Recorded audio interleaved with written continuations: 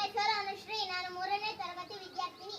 ಇಂದು ನಾನು ನಿಮಗೆ ಒಂದು ಚಿಂತನಶೀಲ ನಾಟಕವನ್ನು ತರುತ್ತೇನೆ. ನಮ್ಮ ದೇಹದೊಳಗಿನ ಬಾಸ್ ಯಾರು ಎಂಬುದರ ಬಗ್ಗೆ ತಿಳಿಯೋಣ. ಇದರಲ್ಲಿ ಯಾರು ಅತ್ಯಂತ ಮುಖ್ಯ ಎಂದು ಭಾವಿಸುತ್ತಾರೆ ಎಂದು ಈ ನಾಟಕದಿಂದ ತಿಳಿಯೋಣವೇ? ಈಗ ನನ್ನ ಸಹಪಾಠಿಗಳು ಪಾತ್ರ ಪರಿಚಯ ಮಾಡಿಕೊಡುತ್ತಾರೆ.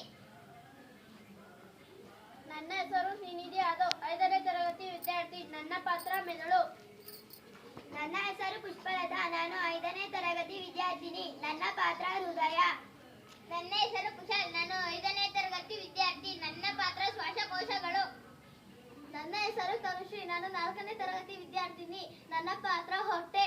ನನ್ನ ಹೆಸರು ಗೋಕುಲ್, ನಾನು 5ನೇ ತರಗತಿ ವಿದ್ಯಾರ್ಥಿ. ನನ್ನ ಪಾತ್ರ ಮೂಳೆಗಳು. ನಾನು ಮೆದುಳು. ನಾನು ಎಲ್ಲವನ್ನೂ ನಿಯಂತ್ರಿಸುತ್ತೇನೆ. ನೀವು ಯೋಚಿಸಲು, ಓದಲು, ಬರೆಯಲು ಮತ್ತು ಕಲಿಯಲು ಸಹಾಯ ಮಾಡುತ್ತೇನೆ. ನನ್ನ ಸಹಾಯ ಇಲ್ಲದೆ ಹೋದರೆ ನೀವು ಸುಮ್ಮನೆ ನಿಂತು ಕಣ್ಣು ಮಿಟುಕಿಸುತ್ತಿರುತ್ತೀರಿ. ಆದ್ದರಿಂದ ಇಲ್ಲಿ ನಾನೇ ಅತ್ಯಂತ ಪ್ರಮುಖ ವ್ಯಕ್ತಿ. ನಾನೇ ಬಲಶಾಲಿ.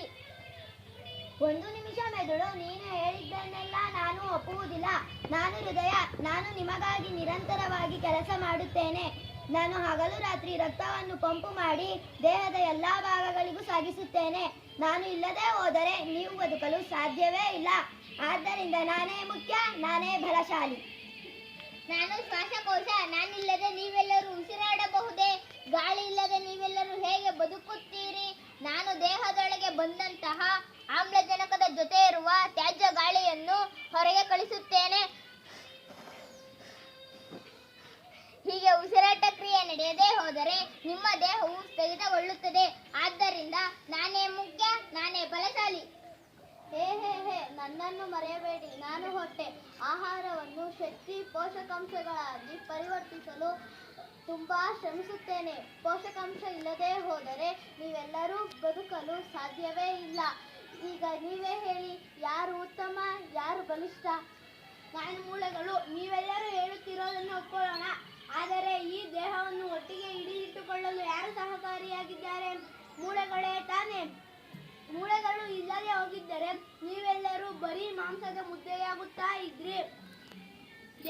ದೇಹಕ್ಕೆ ನಾನು ಆಕಾರ ನೀಡಲು ಸಹಕಾರಿಯಾಗಿದ್ದೇನೆ.